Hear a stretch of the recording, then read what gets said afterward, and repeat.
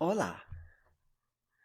Let's talk Gina Carano. And is she insane? Comparing politics to Nazis. Are those two the same? She'll no longer be hanging out with Mando. And that seems unfair. But she's got a gazillion dollars. And she can whip your ass, so I don't think that she cares.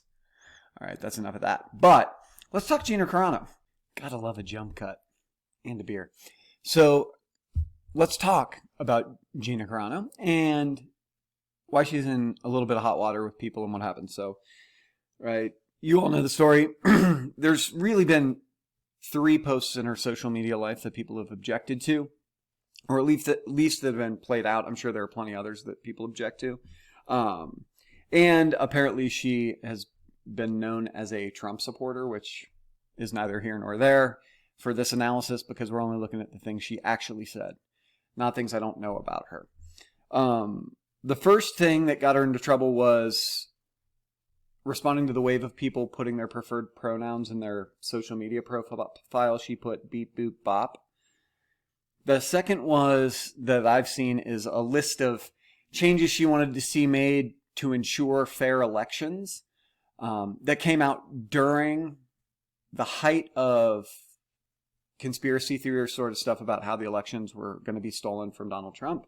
And the last one that might have been the straw that broke the proverbial camel's back that really got into trouble was a comparison between bipartisan politics and Nazi Germany.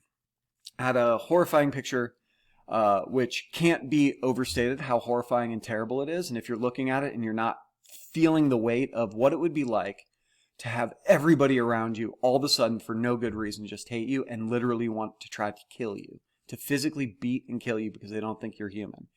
That's what she's talking about, right? Like precursor to the Nazi full attempt at the final solution of eradicating all the Jewish people and, you know, gays, gypsies, other people who got in their way, was to sow these seeds of divisiveness with this propaganda machine to make everybody hate everybody. And they were so effective at it that German people were so thrilled to blame the Jews for all their problems that they were literally committing like unapologetic acts of violence, like these horrible violent acts. And so that's what she was referring to when she made this statement. Because history is edited, most people don't realize that to get to the point where Nazi soldiers could easily round up thousands of Jews, the government first made their own neighbors hate them simply for being Jews. And she was comparing that to bipartisan politics today. Now, this could be super duper benign, or it could be super duper offensive and batshit crazy. Or it could, more than likely, it'll be somewhere in between. Let me give you the generous Gina Carano interpretation first. 1, she's just talking generally about the bipartisan nature of politics right now. She's not saying Republicans or Democrats, liberals or conservatives are good or bad, just that both parties seem to be willing to try to incite one another with hatred, vitriol, try to make each other angry without ever really having meaningful, substantive conversations about beliefs.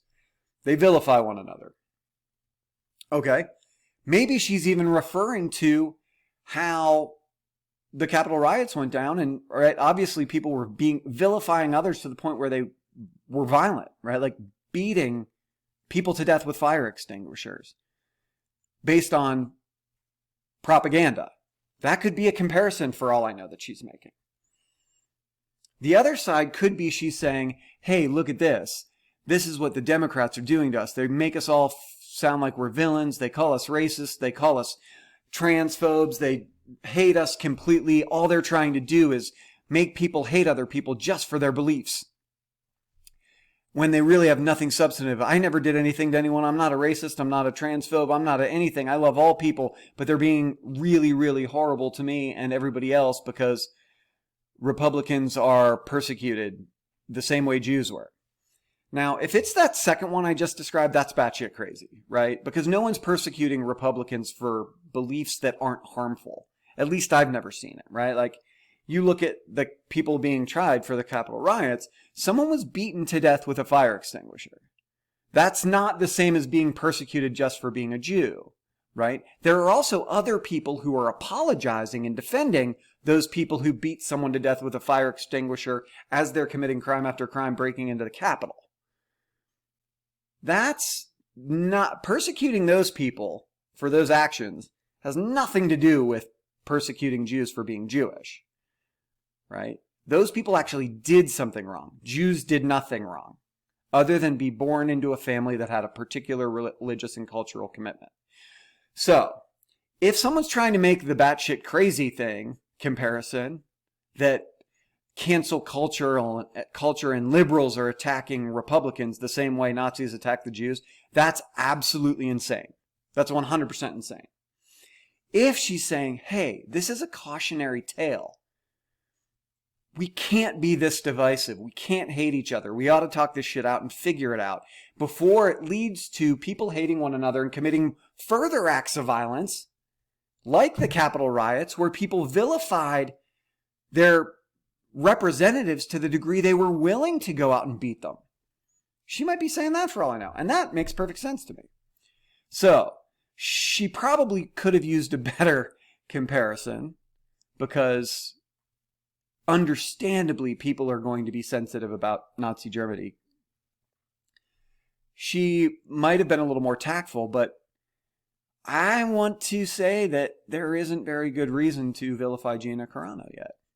And we could have known what her thinking was on all these things. Right? Someone could have asked, hey, are you posting this stuff about the election because you think it's actually a fraud or because you want to defend against it potentially being thrown out as being a fraud? Because that just gets to be a foolish belief, a bad belief. There's no evidence of fraud at all. So we know that. But she seems like someone who can learn, and she talks about wanting to be educated and teach one another and learn. And look at her response to the gender pronoun thing, right? She kind of came clean and had a little mea culpa, like, I didn't understand, and now I do. And I think people should be able to be called whatever pronouns they want. All of that stuff makes me think, I don't think Gina Carano's evil. And I'm not saying that just because she could whip my ass.